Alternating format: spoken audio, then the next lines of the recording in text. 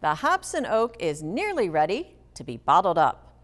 Naperville News 17's Christine Lena explains how.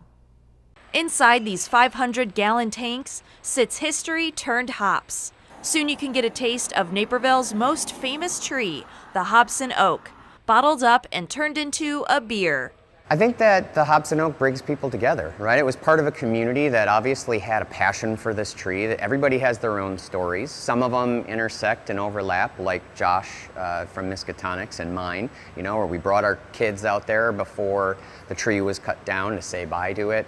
The two brewers bonded over their mutual love of the tree, wondering if they could pair it with their love of beer. They pitched the idea to the Naperville Parks Foundation and quickly got approval. To be able to take, a small amount of that tree, infuse it into a beer, and then take a portion of the proceeds from the beer that we sell and donate it back to the Parks Foundation, Naperville Parks Foundation, is something that we felt was super unique.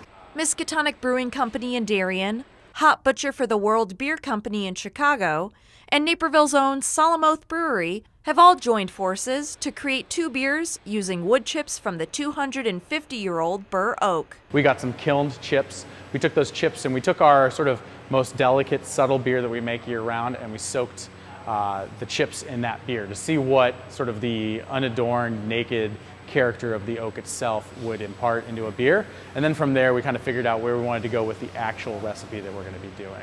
That recipe will be Miskatonic's Hobson Oak Pale and Hoppy Ale, meant to be an appealing brew for even those who aren't beer drinkers. Going to be some balance to it, maybe not too bitter, not too sweet.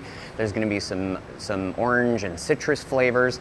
But the vanilla piece of what we're going for with the beer itself is designed to pair with what we think the wood will bring. And it's just a matter of really dialing in how long we circulate that beer throughout the wood, or how long we allow it to soak in the fermenter after fermentation is complete. That's going to kind of help us find that sweet spot.